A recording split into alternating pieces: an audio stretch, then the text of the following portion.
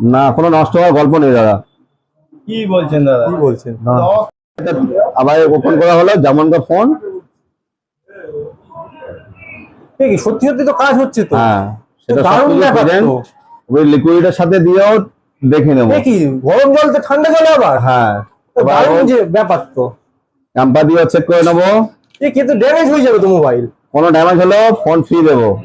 সত্যি? হ্যাঁ, কিরণ মোবাইলে চলে আসবে ফোন, ফ্রি নিয়ে চলে যাবে। আর এই ফোনটাতে আছে 7.5 ব্যাটারি আছে। ফোনটাতে 3টে সেগমেন্ট দিয়ে দিয়েছে, IP66, 68 এবং 69।